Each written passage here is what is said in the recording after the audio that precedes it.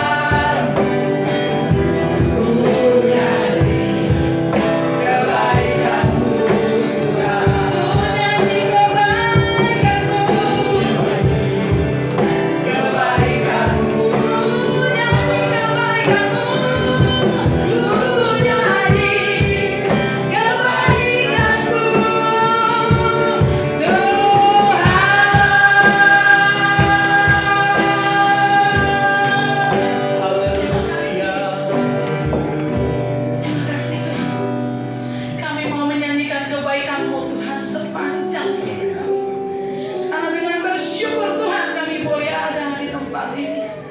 Karena kebaikan-Mu Yesus kami boleh ada sampai saat ini. Terima kasih Bapa, terima kasih Yesus. Haleluya, amin. Shalom saudaraku. Shalom saudaraku. Kita mau bersuka cita, kita mau bergembira. Mari kita nyanyikan pujian kecaplah dan lihatlah betapa besar kebaikan Tuhan. Amin. Amin, amin Yesus. Mari semuanya bertepuk tangan. Kita memuji Tuhan yang layak kita sembah.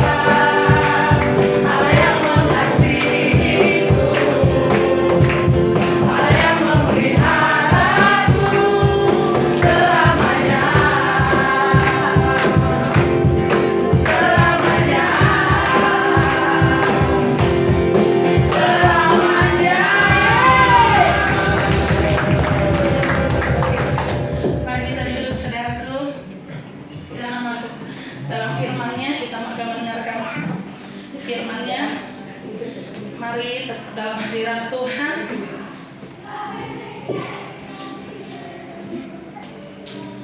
Tangan Tuhan tak kurang panjang untuk menolong kita. Telinganya pun cukup tajam untuk mendengar semua keluhan kita. Mari saudaraku, datang dengan hatimu, datang dengan kasihmu yang rindu akan Tuhan. Kasih Yesus.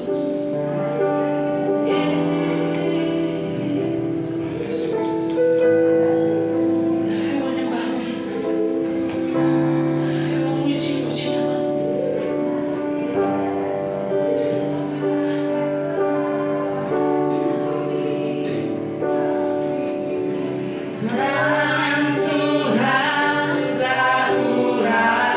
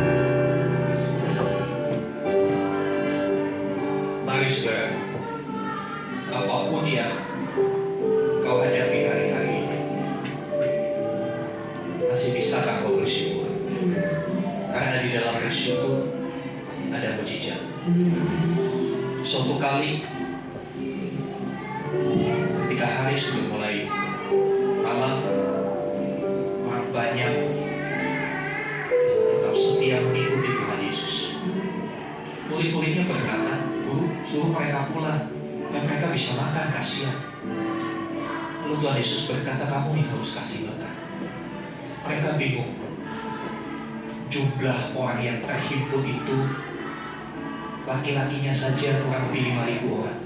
Dari mana mereka mendapatkan makanan untuk orang sebanyak itu?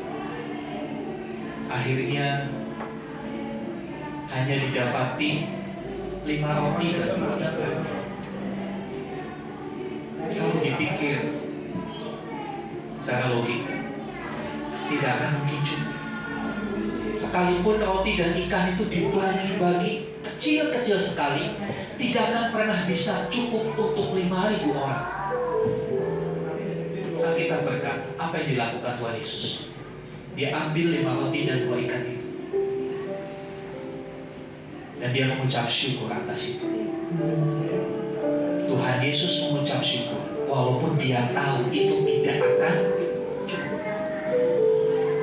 Kadangkala kita mengeluh ketika keuangan kita menipis. Kadangkala kita bersungguh-sungguh.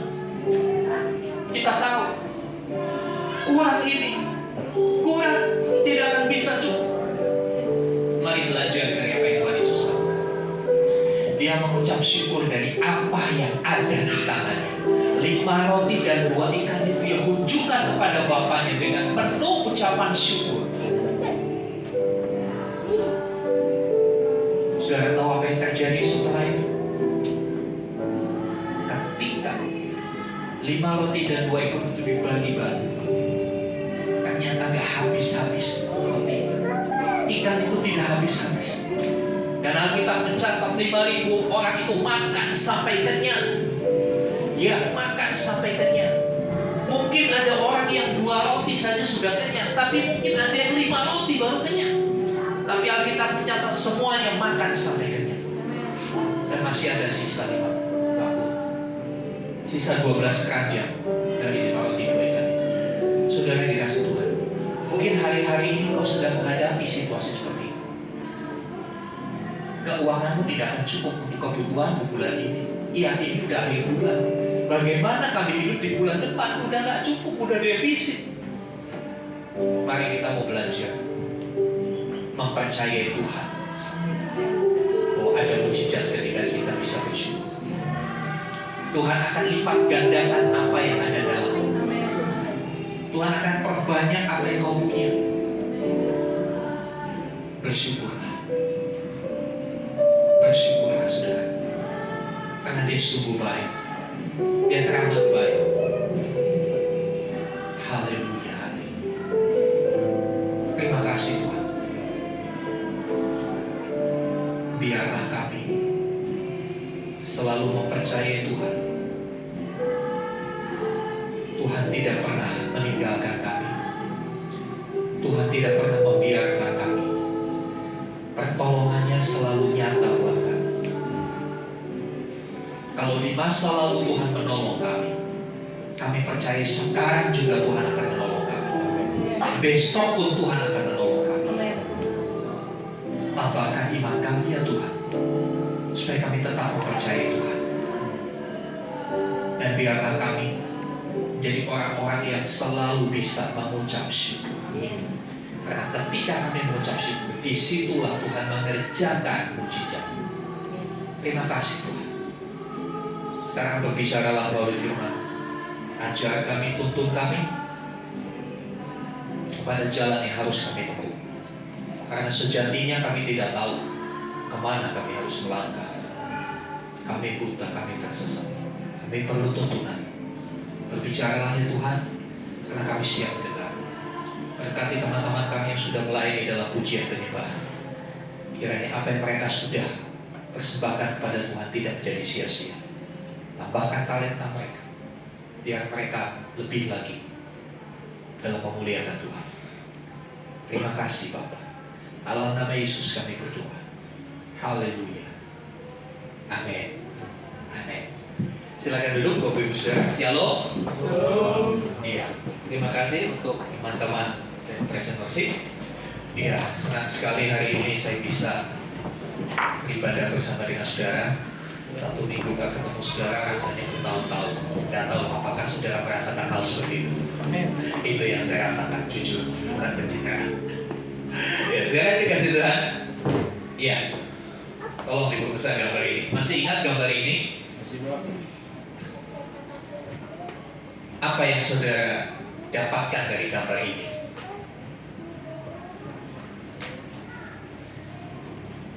Ya, siapakah anak kecil itu? Anak siapakah itu? Ya, kita kadang-kadang seperti anak kecil gitu kan, lagi dituntun Tuhan tapi gak fokus. Kita memperhatikan hal yang lain. Ada sesuatu yang lebih menarik perhatian kita daripada jalannya Tuhan. Entah apa itu yang dilihat. Ya.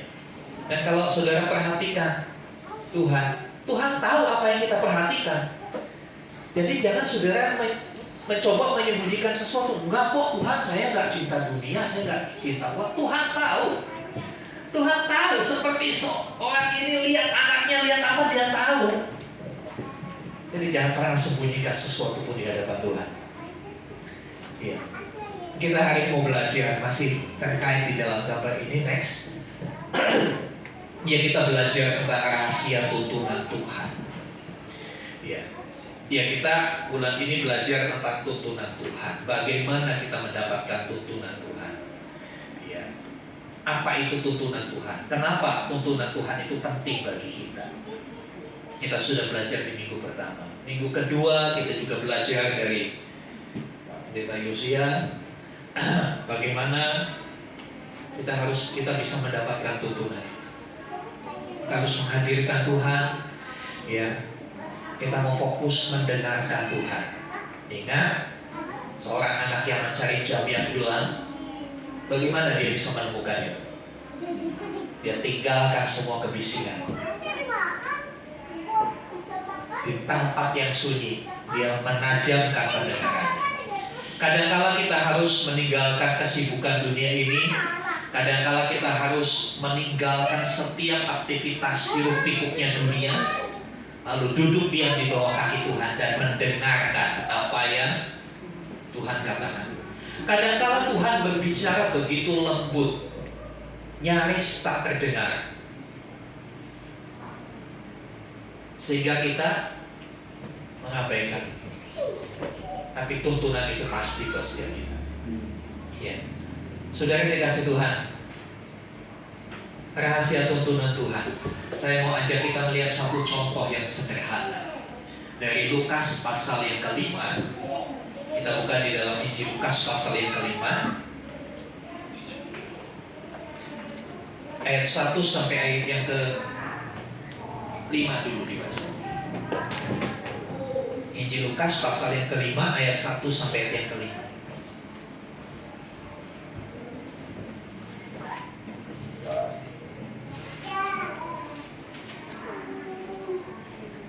Tolong saudara Satri bantu bacakan. Nah, suara yang keras. Injil Lukas 5, 1 sampai yang ke-5.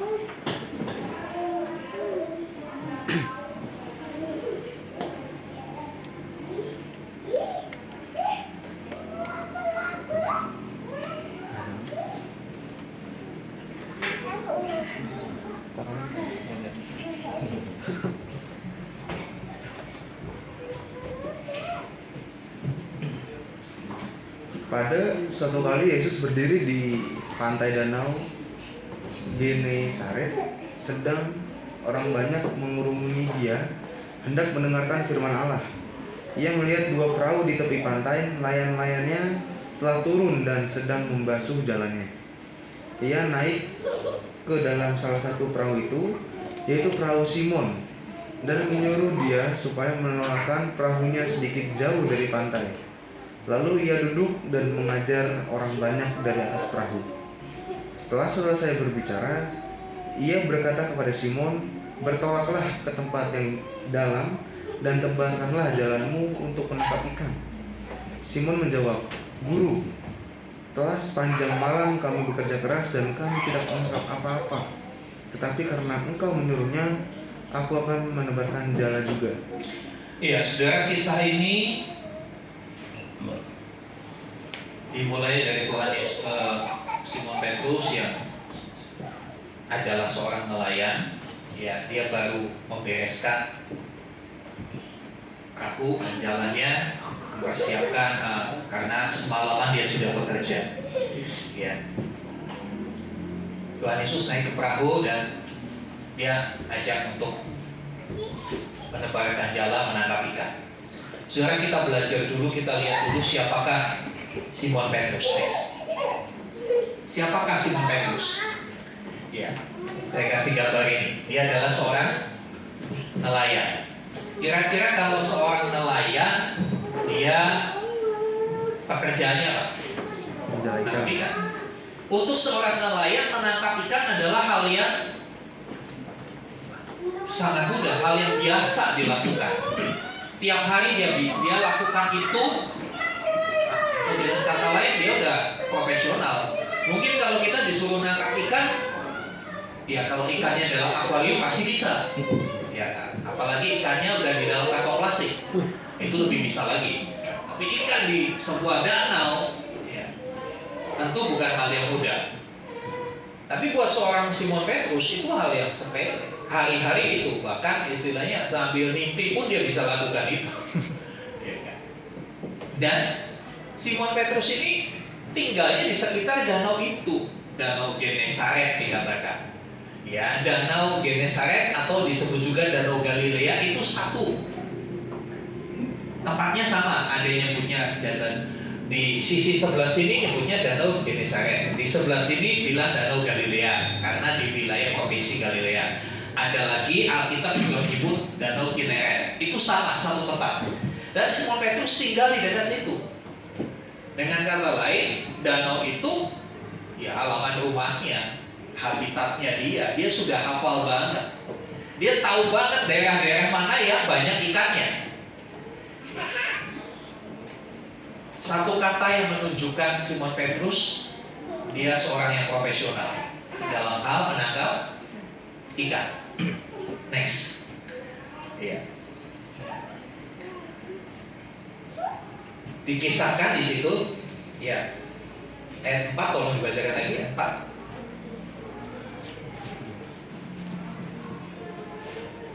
Setelah selesai berbicara, ia berkata kepada Simon, "Bertolaklah ke tempat yang dalam dan tebarkanlah jalamu untuk menangkap ikan." Ya, tiba-tiba Tuhan Yesus naik ke perahunya Simon dan dia bilang, "Bertolaklah ke tempat lebih dalam dan tebarkan jalamu." Kemudian jawabnya Simon apa? Ini jawabnya, "Guru, telah sepanjang malam kami bekerja keras dan kami tidak menangkap apa-apa. Yang saya garis bawah, yang saya kasih warna lebih tebal, saya bold, itu menunjukkan Simon Petrus sudah hopeless. Dia sudah putus asa. Semua ilmunya tentang menangkap ikan dia sudah praktekkan malam sebelumnya. Dikatakan sepanjang malam. Sepanjang malam, bukan sebentar. Bukan hanya sekali nebarin gak dapat, udahlah pulang. Kadang-kadang kan kita begitu ya. Sekali berusaha gak berhasil, ya udahlah menyerah. Simon Petrus faktanya sepanjang malam, entah berapa puluh kali dia lempar jala, tarik lagi, lempar, tarik, begitu dilempar penuh pengharapan kan? Dia lempar, begitu ditarik, ya song. Rasanya kalau song gimana saudara? Bapak ibu yang jualan, yang live, begitu live, song. Rasanya gimana? Kalau kepala, aduh caranya gimana? Mungkin lipstick gua kurang tebal kali, gitu ya. Dilempar lagi, ditarik lagi. Itu berulang kali dilakukan Simon Petrus. Dikatakan sepanjang malam. Bukan hanya diulang-ulang, tetapi dikatakan dan kami bekerja keras. Pengertian bekerja keras itu bukan hanya sepanjang malam, tapi dia menggunakan semua ilmu yang dia punya. Dia menggunakan semua strategi yang dia punya dalam menangkap ikan. Barangkali hari-hari ini dalam usaha pekerjaan kita itu yang terjadi. Kita sudah sepanjang hari atau sepanjang hari dan malam, kita sudah menggunakan semua strategi kita dalam berbisnis. Kita sudah menggunakan semua trik, dari trik yang paling bersih sampai yang paling kotor mungkin. Kami kalau bekerja keras, hasilnya kami tidak menangkap apa-apa. Saudara yang dikasih Tuhan, ya, ada sesuatu yang janggal memang dari ayat ini. Bagaimana mungkin seorang yang profesional di bidangnya bisa gagal? Betul nggak, saudara? Kita lihat, Simon Petrus ini profesional, jadi nelayan bukan baru 3 hari, sudah bertahun-tahun. Mungkin bapaknya dia juga nelayan. Dari kecil dia udah dibawa ke danau itu. Danau itu tempat mainnya dia.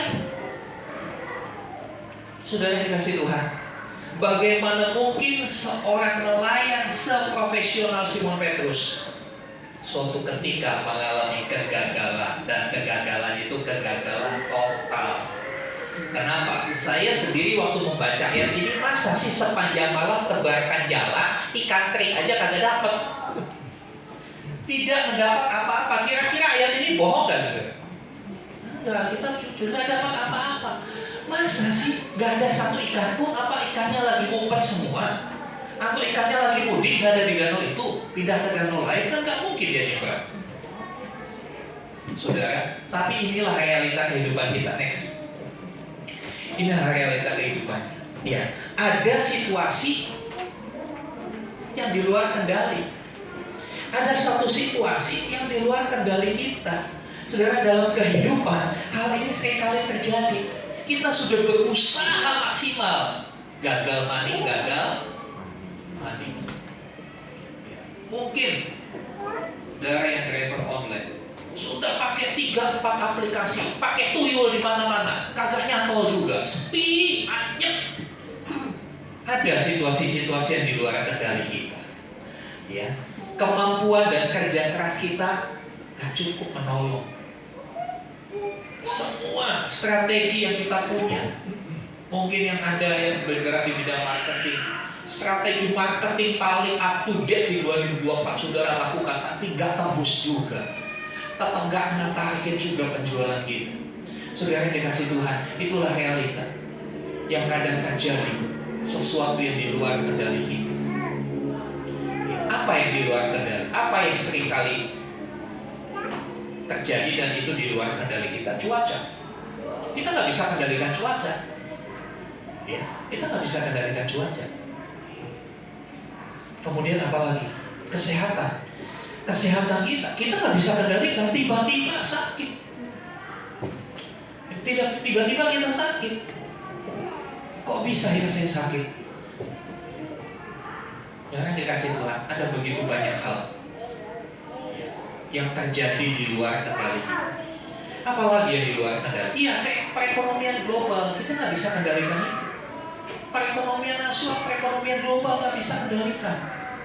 Harga barang-barang yang meningkat itu juga kita nggak bisa kendalikan. Pemerintah aja nggak bisa kendalikan, apalagi kita. Ya.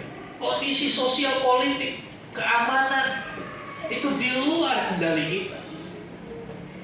Saudara dikasih Tuhan, kondisi seperti inilah yang akhirnya membuat kita putus asa. Sementara kehidupan harus jalan terus, kebutuhan harus tetap dipenuhi, tagihan harus tetap dibayar. Saudara dikasih Tuhan, apa yang harus kita lakukan? Next. Di tengah kondisi yang tidak bisa kita kendalikan, mari dapatkan tuntunannya. Dapatkan tuntunan Tuhan. Ya. Yesaya 58 ayat 11 kita baca bersama-sama bagian Alkitab ini. 2, 3. Tuhan akan menuntut engkau senantiasa dan akan memuaskan hatimu di tanah yang kering, dan akan membaharui kekuatanmu. Engkau akan seperti taman yang diairi dengan baik, dan seperti mata air yang tidak pernah mencurah. Sudah, dari ayat ini kita menemukan satu kebenaran. Tuhan itu rindu menuntut kita. Amin. Seperti Bapa yang penuh kasih, ketika anaknya mau menyeberang jalan yang begitu ramai, Bapak itu tidak akan membiarkan anaknya nyebrang sendiri. Bapak itu dengan sigap akan pegang tangan anaknya, menuntun pelan-pelan. Saudara, kalau saudara menuntun anak saudara gimana? Kalau menuntun itu pelan-pelan juga. Kalau dengan cepat-cepat itunya namanya narik, nyeret. Tuhan gak nyeret kita. Dengan penuh kasih dia menuntun kita. Seperti gambar pertama kali tadi, ketika kita mengalihkan perhatian kepada yang lain, jalannya ke sana tapi kita noleh ke sana, apakah Tuhan tarik kita? Enggak. Tuhan tetap ada di samping kita. Seolah-olah Tuhan membiarkan, oke, kamu mau lihat itu ya sudah, nikmati dulu. Saudara yang dikasih Tuhan, dia mengatakan, aku akan menuntut kau. Ada kata senantiasa. Pengertian apa yang saudara dapat dengan kata senantiasa? Apa artinya senantiasa? Terus menerus, gak pernah berakhir, ya kan? Tuhan menuntut kita itu senantiasa, saudara. Kadang-kala saat kita nggak mau dituntut Tuhan, Tuhan juga mau menuntut kita. Kadang-kala kan kita pinginnya jalan sendiri. Kadang-kala mau-maunya kita. Ya. Saudara yang dikasih Tuhan, dia akan menuntut kita. Dan dikatakan dia akan memuaskan hatimu di tanah yang kering. Walaupun keadaan kita sedang kering, mungkin ekonomi kita sedang kering, ada kepuasan batin yang tidak bisa dibeli di luar. Saya jumpa dengan banyak orang yang kelimpahan secara materi, tapi mereka berkata kepada saya, Pak, kenapa ya, kok gak ada damai di hati saya? Kenapa Pak ya, uang banyak, tapi gimana ya, saya gak bisa dekat dengan anak saya. Semua saya punya Pak, tapi saya selalu ribut kalau komunikasi dengan istri. Saudara, itu yang kadang-kala dihadapi oleh orang. Tidak ada kepuasan. Dan untuk kepuasan, manusia berani bayar mahal, ya kan? Untuk sebuah kepuasan berani bayar mahal. Untuk memuaskan nafsu makannya, orang berani bayar mahal, seporsi berapa ratus ribu. Ya, saya pernah diajak makan sama satu pengusaha muda. Saya bingung. Ya, dikasih daftar menu saya bingung. Kenapa? Tidak ada yang harganya di bawah 50.000. Saya bingung, saudara. Saking bingungnya saya bilang, saudara, apa aja, saya makan apa aja. Memang saya mau makan segala, apa aja saya bisa makan. Akhirnya dipesankan. Saya iseng, begitu sudah sampai, saya dikasih satu menu dari ikan. Saya buka, dalam hati bilang gini, kalau bisa gua minta mentahnya aja. 600.000 saudara, sepotong kecil begini. Sampokan habis 600.000. Untuk sebuah kepuasan orang berani bayar mahal seperti itu. Tuhan kita kasih gratis buat kita. Tuhan kita memberikan gratis untuk kepuasan. Kalau kita mau dituntut olehnya. Bahkan ayat itu berkata, dan akan memperbaharui kekuatan. Kita mungkin sudah letih lesu. Tuhan, tahun 2024 kok tambah parah ya. Mungkin di antara saudara berkata, Tuhan, jagoku dalam pemilu udah menang Tuhan, tapi kok malah tambah berat kayak gini. Gak ada urusannya dengan itu, saudara. Kekuatan kita dari Tuhan. Amin. Kalau kau sudah letih lesu berbeban berat, datang sama Tuhan. Oke, next. Saudara, bagaimana caranya untuk mendapat tuntunan? Kadang-kadang kan kita bingung. Gimana sih dapat tuntunan Tuhan? Apakah kita pergi ke tempat sepi, lalu bersemedi, hening, tenang, matikan handphone? Ya kan? Ya, kalau lagi banyak yang nagih matikan handphone enak, saudara. Tapi kalau lagi cari orderan jangan matikan handphone. Nanti kalau ada yang order kan susah. Ya, kalau lagi banyak yang nagih matikan handphone itu cara yang terbaik katanya. Tapi kalau baru promosi ya nggak bisa matikan handphone. Apakah dengan kita menyendiri pergi ke satu hutan diam aja, bersemedi, bertapa begitu seperti orang-orang dulu? Bukan seperti itu, saudara. Yang ada saudara pergi ke tempat begitu, saudara pulang kerasukan, saudara. Caranya kita melihat di cerita tadi, balik ke Lukas pasal yang ke-5. Ya, izinkan Tuhan Yesus ada di perahu kita. Kisah di Lukas 5 itu, Simon Petrus dan teman-temannya, saudara-saudaranya lagi beberes, habis nangkap ikan tapi nggak dapat apa-apa. Satu ikan teri pun nggak dapat, tulangnya ikan pun nggak dapat.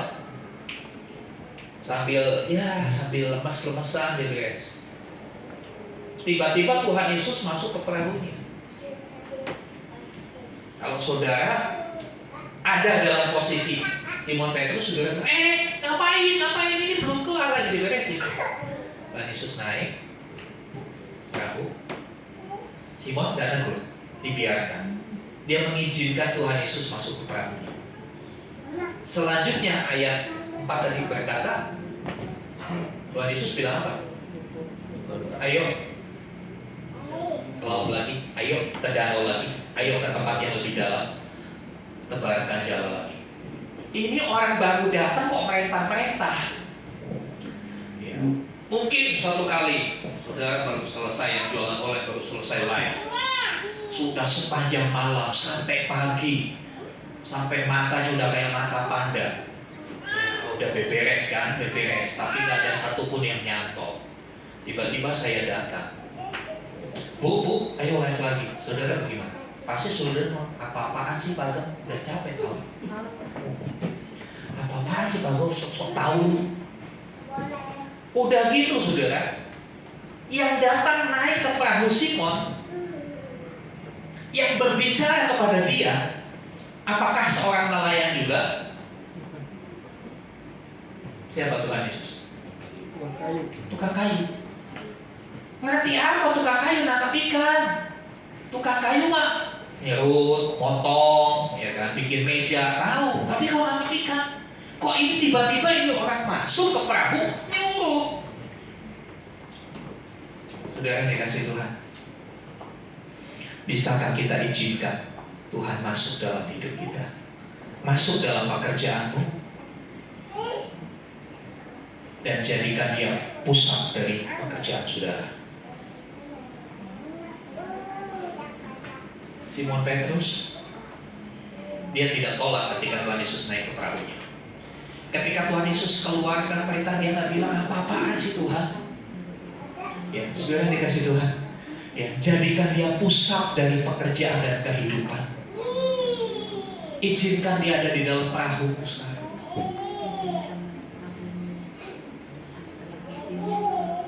Itu dulu, ketika dia ada di dalam perahu hidup kita, ketika dia menjadi pusat dari kehidupan kita, maka selanjutnya hal yang mudah dia akan kerjakan apa saja buat hidup kita.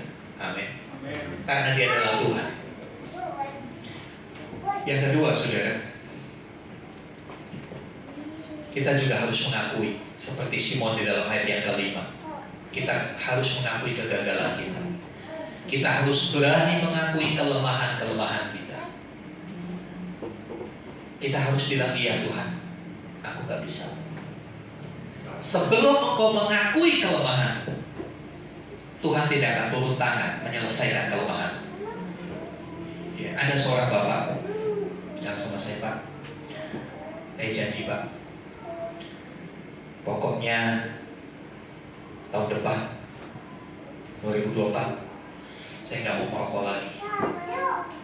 Ya udah janji. Setelah saya pikir-pikir benar juga ya, satu batang 2.000, sehari 5, berarti sehari 10.000 saya bakar. 1 bulan 10.000 kali 30 udah 300.000. 1 tahun udah 3 juta lebih. Lumayan ya Pak ya, buat sekolah anak saya. Bagus. Masuk bulan Januari, ya bertahan. Begitu bulan Februari saya ketemu ada asap mengepul dari balik kantongnya. Ya, seperti saudara tahu saya nggak pernah marahin. Ya, karena memang di Alkitab nggak ada ayatnya dilarang rokok kan. Gak ada kan ayatnya dilarang rokok. Dilarang rokok tuh di pom bensin sampai di rumah sakit ada ayatnya. Ya, saya bilang, oh balik lagi Pak. Iya Pak, susah Pak, nggak bisa Pak. Padahal saya udah 1 bulan kok bisa. Tapi masuk bulan kedua loh. Begitu lihat Tuhan enak banget rasanya. Saya coba lagi. Terus sekarang gimana? Ya sekarang balik lagi Pak. Sehari 1 pak. Tadinya sehari 5, sekarang 1 pak. Lebih banyak kan? Sebelum engkau mengakui ketidakmampuanmu di hadapan Tuhan, Tuhan tidak akan pernah menolong kau. Kita harus ngaku, iya Tuhan. Bapak ini berusaha berhenti merokok dengan kekuatannya sendiri, dengan kekuatannya sendiri. Seberapa sih kekuatan kita, saudara? Kita itu lemah, kita itu nggak berdaya. Kita itu mudah sekali digoda. Jangan sok kuat deh. Ketika kau nggak mampu, ngaku di hadapan Tuhan. Tuhan, aku nggak mampu Tuhan, tolong aku Tuhan. Aku nggak mampu lepasin rokok, udah nikmat banget itu bagiku Tuhan. Tolong aku. Ketika ayah saya kasih contoh dari ayah saya, seperti itu, berusaha mengurangi. Ya. Triknya dunia kan begitu. Kalau 1 pak dikurangi dulu jadi 5.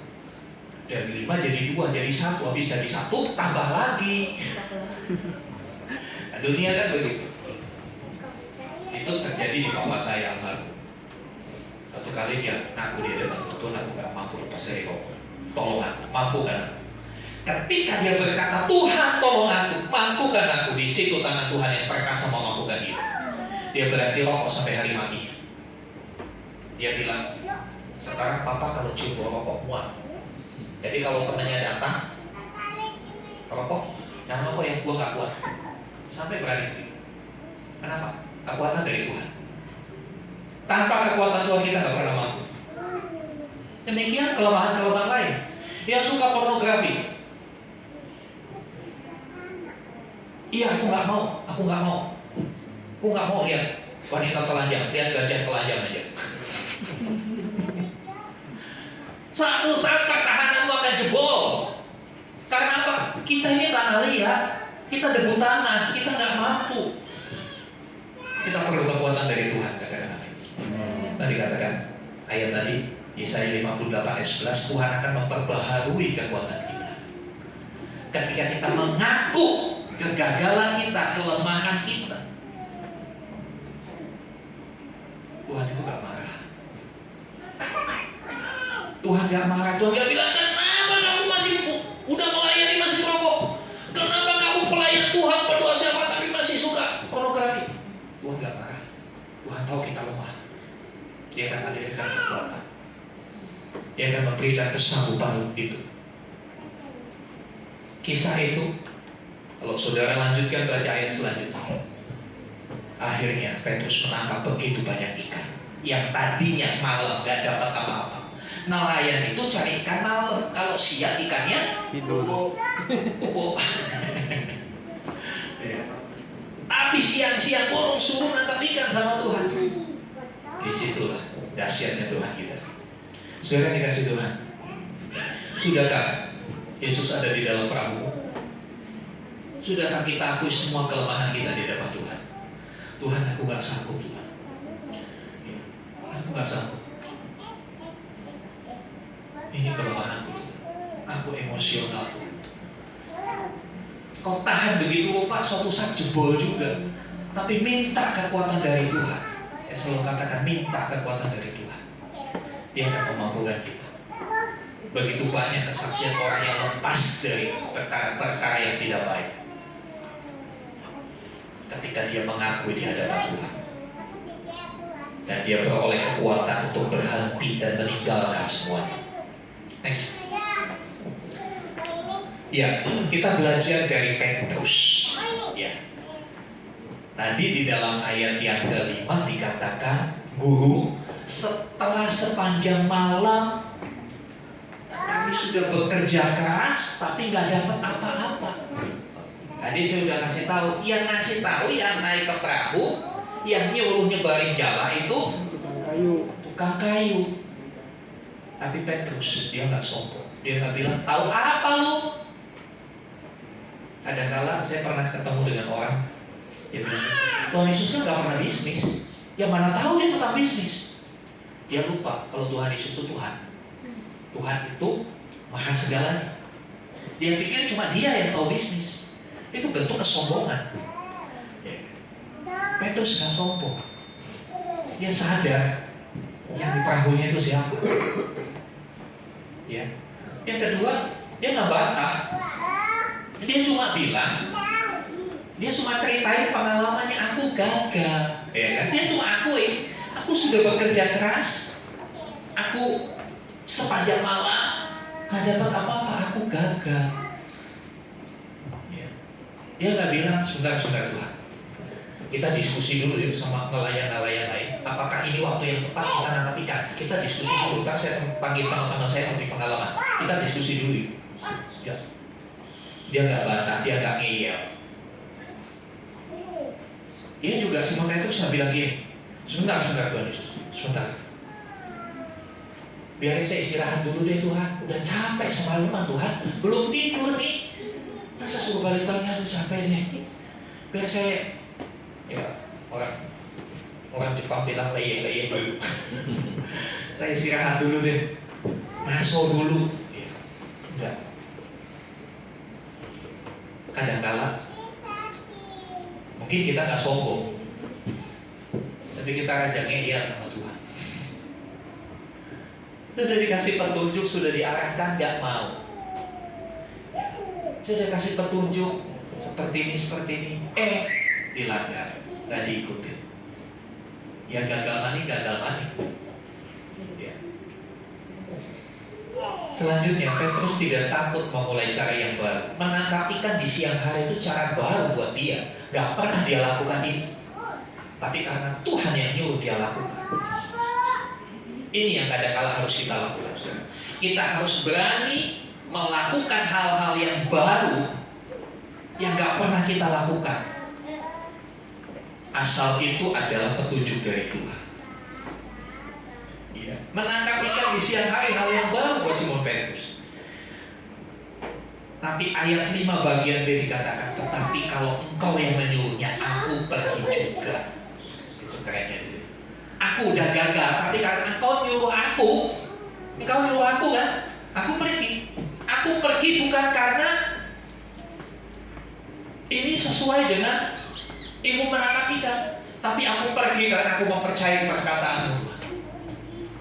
Di situ titiknya Simon Petrus melihat mujizat. Ayat 6 kalau bacakan, sudah satu. Lukas 5:6.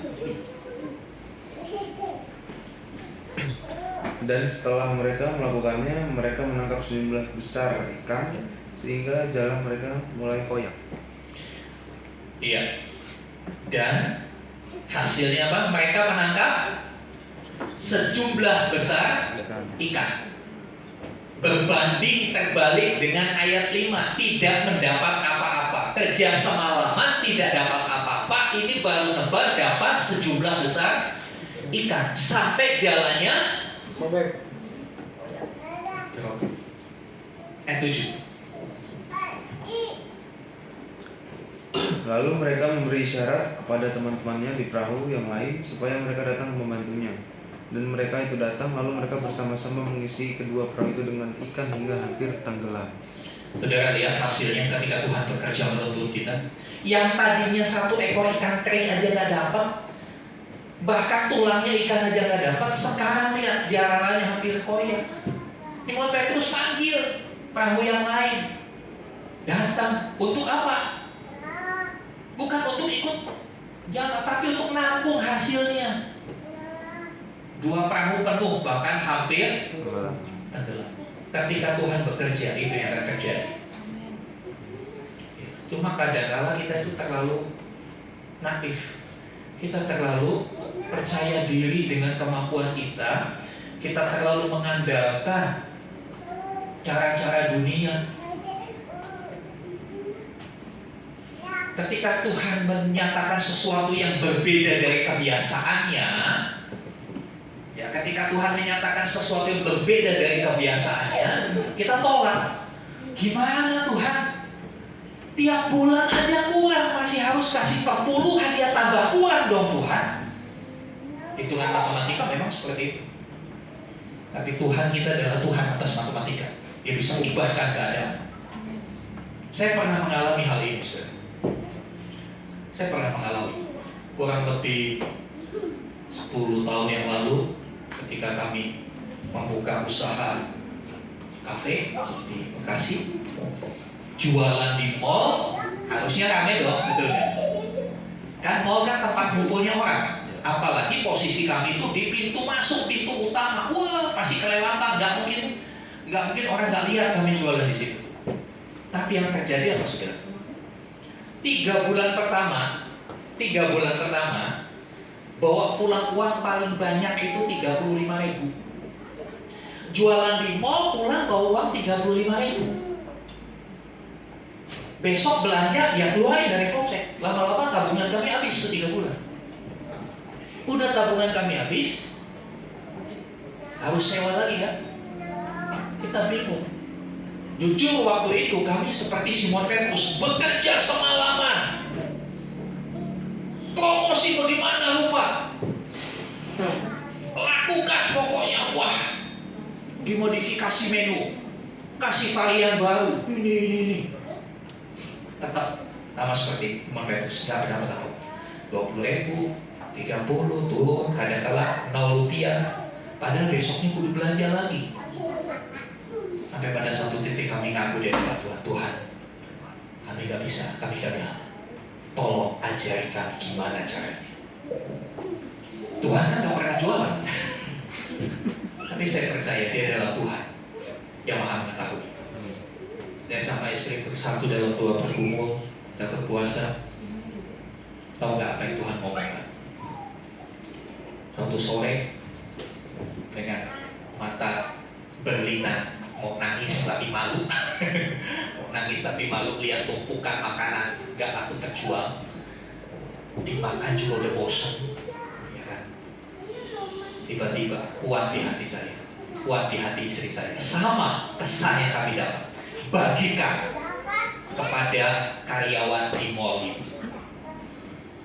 Ini kan gak biasa, orang jualan kok suruh bagikan. Nah, jualan aja sepi suruh bagikan. Nah ini bukannya untung kan? Betul gak sih? Hitungan secara ekonomi itu ini ilmu bisnis apa ini? Ini bisnis kaleng-kaleng. Tapi saya belajar, saya konfirmasi sama istri benar. Ya udah Pak, bagiin aja kita makan juga udah blender. Saudara, ayam goreng itu enak gak sih? Coba kalau 3 bulan pagi siang sore makan ayam goreng, muka udah kuning kayak ayam goreng. Ya, udah blender, blendernya gitu. Terus akhirnya Pak, ya sudah, gimana? Ya udah bagikan karyawan mau pulang kan, udah jam 9 tuh udah mau tutup. Mbak, udah makan belum? Belum Pak. Mau makan nggak? Gratis kok. Oh iya beneran Pak. Bener gratis ya. Ayo. Bagiin semua. Mau apa? Mau soto bungkus udah. Habis kan? Pulang habis, besok belanja lagi. Hari kedua suruh begitu juga. Nah ini kan terus gimana? Tapi saya mau belajar, ya. Tidak takut memulai caranya Tuhan. Terlebih berkat memberi daripada menerima. Terakhir saya tahu itu adalah benih yang kami tabur. Makanan 2-3 hari waktu itu dibagi, masih besoknya nggak dapat apa-apa, masih zero yang beli. Ya itu cuma 20.000, kadang ini paling banyak 35.000. Tapi saya coba lakukan itu, belajar mengikuti tuntunan Tuhan ya kayak gitu modelnya. Kadang-kadang nggak masuk akal, kadang-kadang nggak masuk akal. Begitu waktunya Tuhan, benih itu akan bertumbuh. Tiba-tiba yang tadi dikasih gratis bilang begini, Pak, saya nggak mau gratis, saya mau bayar. Nah, kepikir nggak? Orang kan biasanya kalau udah dikasih gratis mau lagi, betul nggak? Mau lagi, panggil temannya supaya dapat gratisan. Tapi Tuhan bisa ubah. Dia bilang, Pak, kami beli aja. Besok pagi-pagi dia beli. Nggak cuma dia, bawa temannya rame. Sejak saat itu, yang mau saksikan, rumah yang saya tinggal itu dari kafe. Caranya Tuhan. Kalau Simon Petrus dapat tangkapan 2 perahu, saya dapat tangkapan 2 rumah, sudah. Kalau kita mau berani mengikuti yang Tuhan mau. Kalau kita hitung-hitungan sama Tuhan, gak masuk kalkulatornya Tuhan, maka kalkulatornya kita beda. Produksinya beda. Kalkulator kerajaan surga, ada yang menyebar harta tapi berkelimpahan, ada yang berhemat berlebihan tapi tetap kekurangan. Loh, kalkulatornya surga begitu sudah. Kalkulatornya dunia, ya kalau kamu kasih duitnya kurang. Apalagi karena Tuhan mintanya 10%, gede loh 10%. 10% bunga aja nggak sampai 10%, ini 10%. Mau kasih tahu kalkulatornya Tuhan beda dengan kalkulatornya. Kalau kita mau mengikuti cara barunya Tuhan, kita akan terkagum-kagum. Saya beli rumah itu bukan dengan uang segepok 200-300 ribu. Saya datang ke developer cuma bawa uang 3 juta. Bawa uang 3 juta, beli rumah 2. Itu gila apa gedeng, saudara? Ya lakukan aja. Nanti minggu-minggu berikut kita akan belajar bagaimana kita supaya peka mendengar suara Tuhan. Tahu yang salah. Ya. Kadang-kadang kita lebih peka itu peka dengar kelemahan orang. Dengar gosip itu peka banget kita itu. Oh gini-gini, oh peka langsung. Tapi kalau sama suara Tuhan kita mengabaikan. Harus ya. Simon Petrus dia berani ambil cara baru. Dia sadar ada kondisi di luar dugaan. Mungkin malam itu ikannya lagi pada puasa, ikannya lagi pada main petak umpet, jadi gak dapat satu pun. Tapi begitu Tuhan Yesus bilang, ayo tebarkan aja lalu ke tempat yang berdalam. Tuhan yang memerintah, dia akan jamin hasilnya. Amin. Ketika Tuhan memerintahkan sesuatu kepada kita, maka jamin hasilnya. Pengalaman saya kedua, ini waktu kami melayani di Kalimantan Barat, anak-anak masih kecil-kecil, ya. Anak-anak saya yang besar itu nggak bisa susu ASI, harus susu bulan. Waktu kali kami kedatangan hamba Tuhan dari Belanda, melayani di tempat kami. Dengan tim kita sudah bicara bahwa kami tidak punya dana. Timnya bilang, oke, gak apa-apa. Gak apa-apa, semua biaya dari mereka. Bapak tinggal siapkan tempat, siapkan acara, perlengkapan untuk bikin KKR. Nanti Bapak yang publikasikan. Semua biaya penginapan, makan, transport, mereka semua. Tapi begitu saya jemput di bandara, kuat sekali. Saya jemput sendiri, istri di rumah. Kuat sekali. Roh Kudus berbicara, kamu harus biayai semua kebutuhan hambaku selama di tempatmu. Waduh, 6 orang ya. Timnya 6 orang. Waduh, bagaimana nih? Dan pada waktu itu saya baru dapat transferan 5 juta.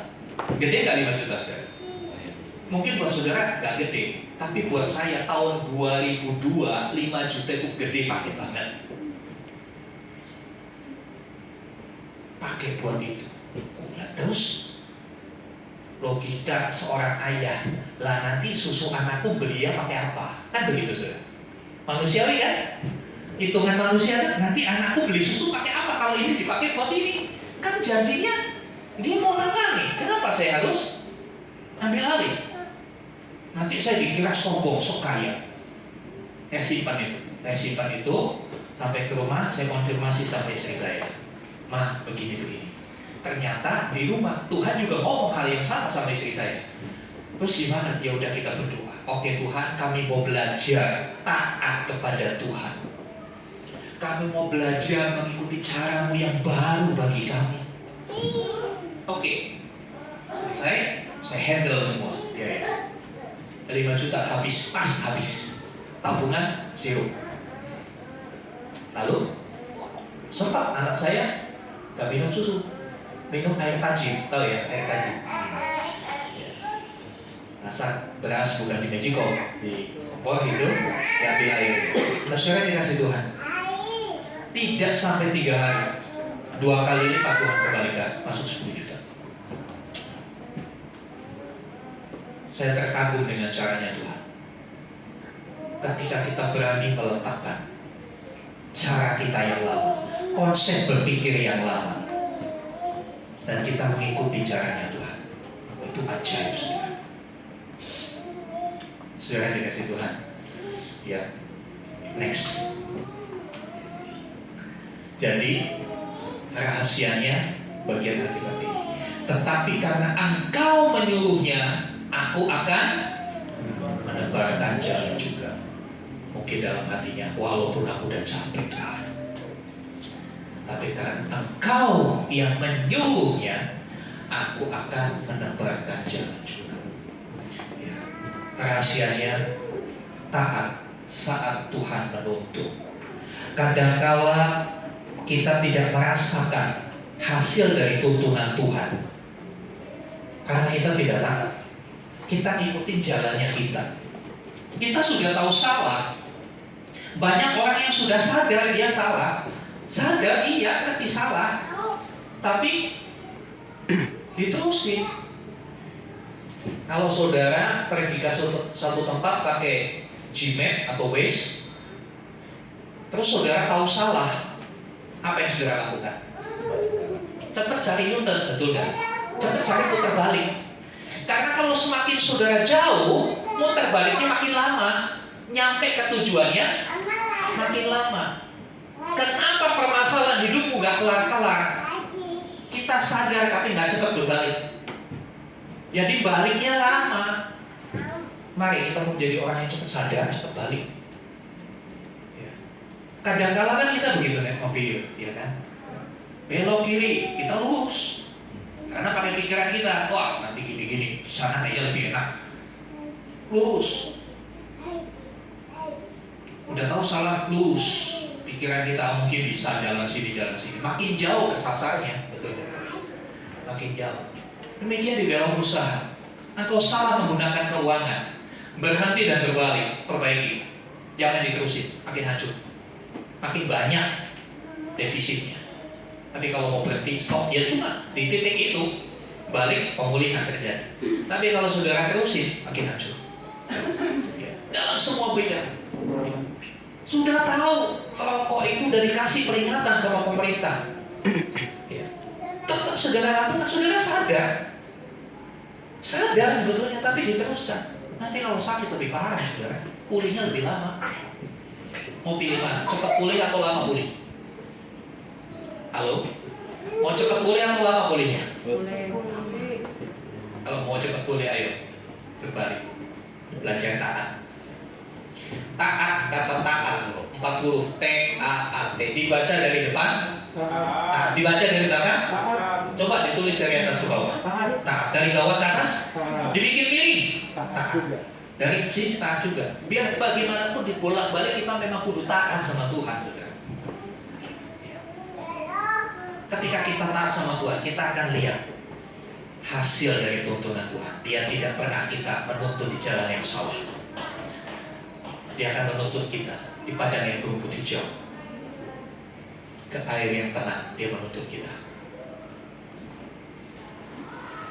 karena Dia adalah Tuhan yang setia. Mari sama-sama berdiri, kita datang pada Tuhan. Next. Ya. Rindukan kita berjalan dengan Tuhan seperti ini.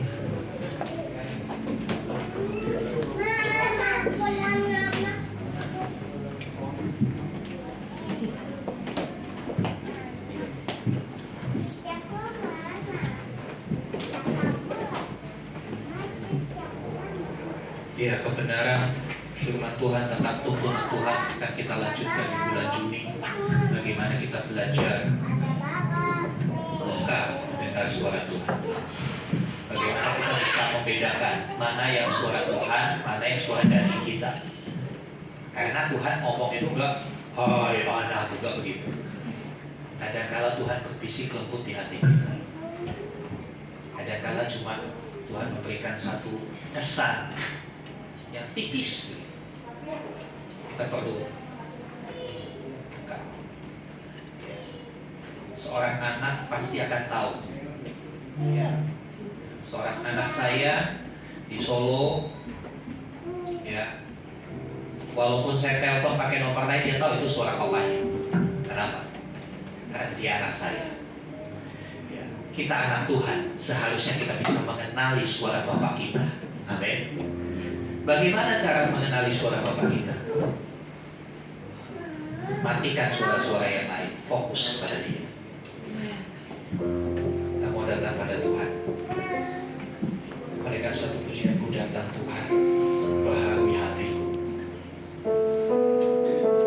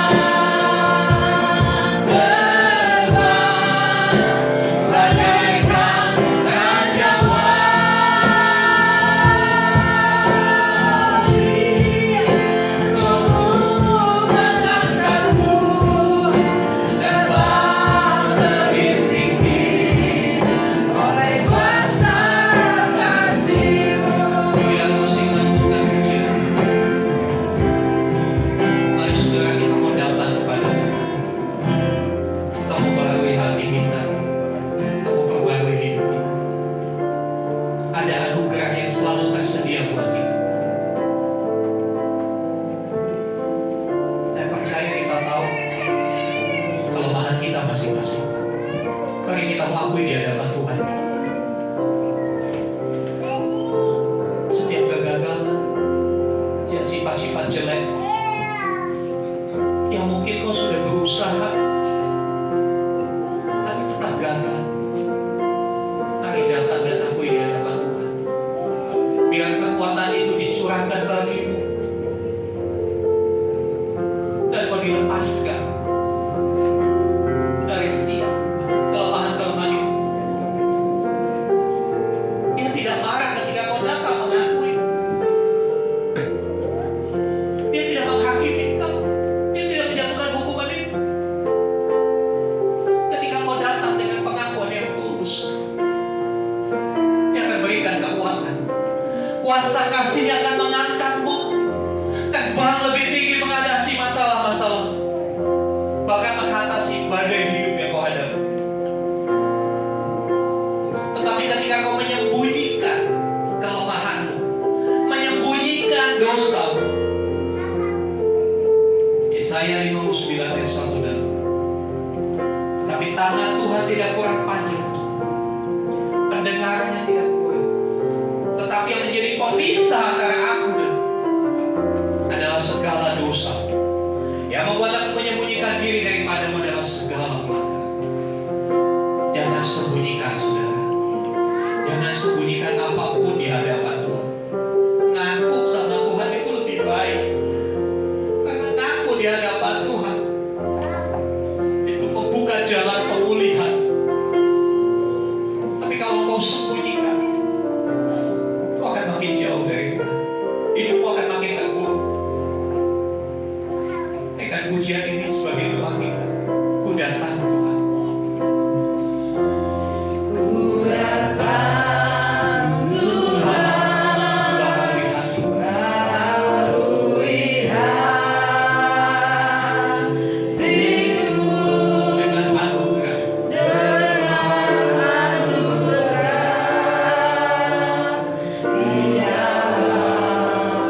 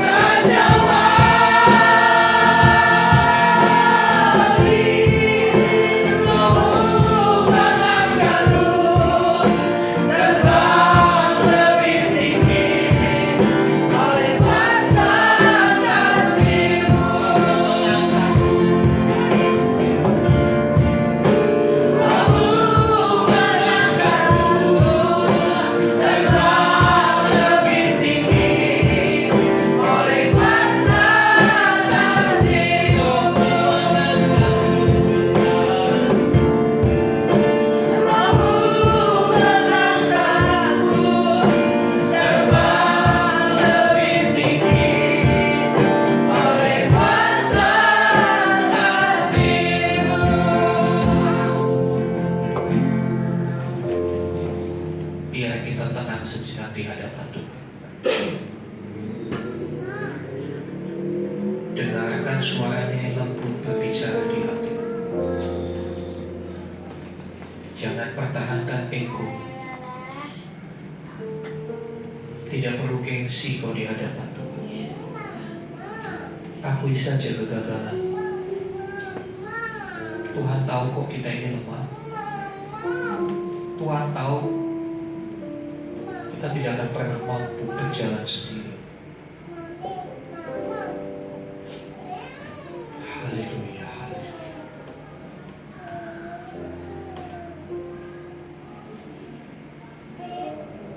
Ambil kesempatan ini untuk mengakui kelemahanmu di hadapan Tuhan. Apapun itu, hanya dirimu dan Tuhanmu yang tahu. Gak ada yang dengar. Sampaikan semua kelemahanmu kepada Tuhan. Dia ada di tengah kita. Dan katakan, Tuhan, aku perlu kekuatan-Mu. Kuatkan aku. Mampukan aku untuk lepas dari semuanya itu. Haleluya, haleluya. Ada Tuhan di tengah kita. Kasih-Nya kuat saya rasakan.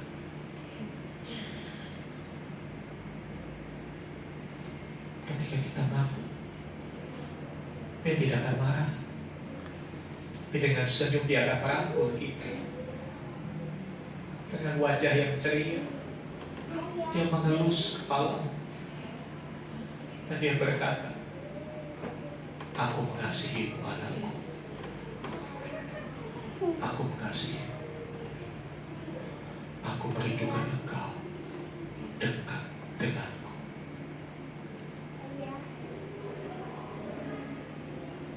Bebaskan rohmu saudara. Kalau kau mau duduk, silakan kau duduk. Kalau kau mau tetap berdiri, lakukan apa yang membuat kau nyaman siang hari ini. Mungkin kalau kau mau berlutut, kau boleh berlutut. Bebaskan diri. Kau usah pusing dengan orang yang di sekitar. Di hadapanmu ada Tuhan. Tuhan yang begitu mengasihi. Tuhan yang mau mendengar keluh kesah. Haleluya, haleluya. Kira batas sangat akar apa yang sangat.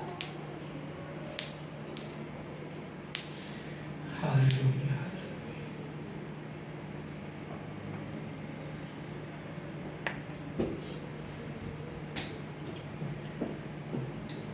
Aku mengasihi engkau, anakku.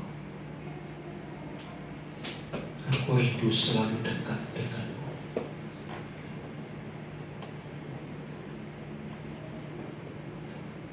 Aku mau kau tahu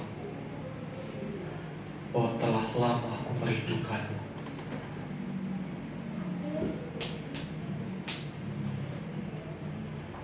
Aku tahu kau begitu sibuk dengan urusan, sehingga kau tidak memiliki sedikit waktu bagiku. Tapi aku selalu memperhatikanmu, anakku. Aku mengawas-awasi, baik ketika kau duduk, ketika kau berjalan, ketika kau bepergian. Aku tahu semuanya. Bahkan apa yang kau lakukan di tempat tersebut, aku tahu.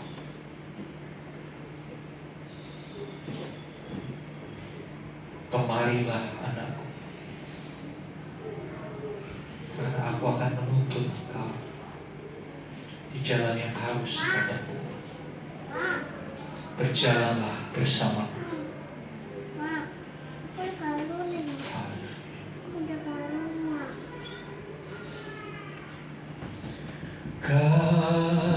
Kasih-Mu melingkupi hidupku, bawaku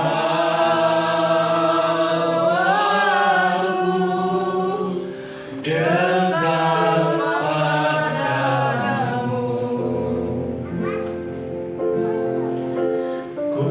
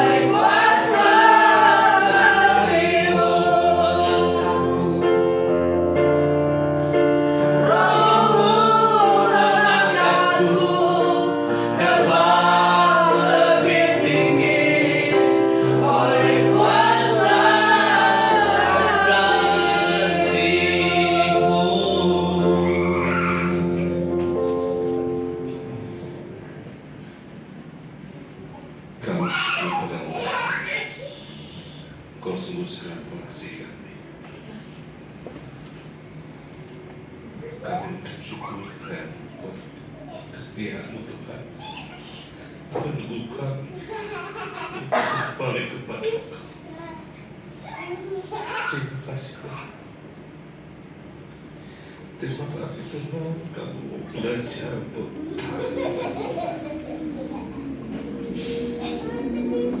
dan sudah lelah Tuhan dengan cara-cara kami, dengan kekuatan kami sendiri Tuhan. Kami mau belajar untuk mendengar, mau belajar Tuhan untuk mengerti kehendak-Mu, memontah Tuhan, supaya jalan-jalan kami Kau tuntun Tuhan, supaya kami hidup di dalam kebenaran, dan tidak akan membawa kami kepada jalan Tuhan, karena Tuhan menyertai kami, memberkati setiap usaha kami, memberkati Tuhan setiap apa yang kami lakukan. Terima kasih Tuhan buat firman-Mu yang sungguh-sungguh mengajak kami, mengenal belah kami. Terima kasih Yesus. Terima kasih Tuhan. Berkati hamba-Mu Bapak. Obat dan Tuhan berkati pelayanannya, berkati kesehatan. Kami ucap syukur Tuhan atas apa ini. Bapak berkata lagi Tuhan, Kau tolong Tuhan kesehatan matanya Tuhan berkati, Kau pulihkan Tuhan, Kau berkati keluarganya Tuhan, istri dan anaknya Tuhan berkati. Terima kasih Tuhan Bapak yang sungguh-sungguh menguatkan kami. Dalam nama Yesus kami berdoa dan ucap syukur. Amin. Kita bersatu di dalam doa. Terima kasih Tuhan, terima kasih atas berkat, karunia dan rezeki yang Engkau berikan kepada kami di hari ini Bapak. Tuhan, terima kasih juga atas berkat, napas dan kehidupan yang hingga saat ini Engkau berikan kepada kami Tuhan, sehingga kami baik-baik saja dan sehat Tuhan. Tuhan, mungkin banyak dosa yang kami lakukan Tuhan, sehingga kami banyak dibuat goncangan Tuhan. Tapi kami percaya Bapa, tangan mujizat-Mu yang kudus menguatkan kami dan memberi kami jalan yang terbaik Tuhan. Tuhan, ada sedikit persembahan yang kami berikan padamu Tuhan. Terimalah Tuhan persembahan baik pun perpuluhan Tuhan. Di dalam nama Tuhan Yesus kami berdoa dan mengucap syukur. Amin. Gusti, ada lagi yang tak lewat? Saudara-saudara kami yang berulang tahun di bulan April, anak Gabriel Julumanulung, anak Axel Emmanuel Hutagalung, Bapak Riko Fernando Hutagalung, anak Dylan Joshua Silaban, Bapak William, anak Lusti, kami serahkan mereka semua ke dalam tangan Tuhan. Kami bersyukur untuk anugerah Tuhan dalam hidup mereka. Kami bersyukur mereka boleh menjadi bagian dari kami, menjadi keluarga kami.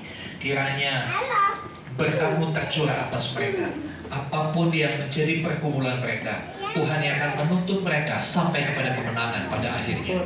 Tuhan buat hari-hari hidup mereka, hari-hari yang penuh dengan damai sejahtera, hari-hari yang penuh dengan sukacita, penuh berkat Tuhan. Mereka tidak akan tertutup malu, tapi mereka akan mengangkat wajahnya dan melihat kemuliaan Tuhan menyertai hidup mereka. Sertai langkah-langkah mereka, sertai usaha pekerjaan mereka. Yang sekolah Tuhan memberkati pendidikan mereka, yang masih dalam masa pertumbuhan Tuhan berikan pertumbuhan yang sempurna buat mereka.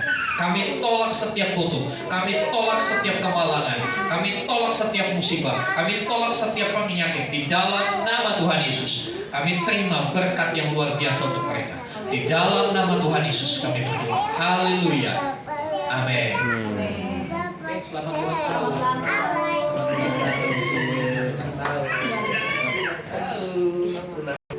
Mimpin kita dalam doa siapa?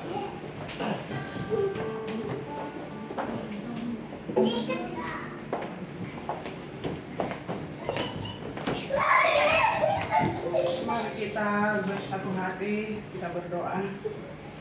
Kami mengucap syukur Bapa di pagi hari ini atas kebaikan Tuhan yang selalu menyertai kami sepanjang hari. Kami bersyukur Tuhan, kami sudah dikuatkan oleh Tuhan. Tuhan, firman yang kami dengar hari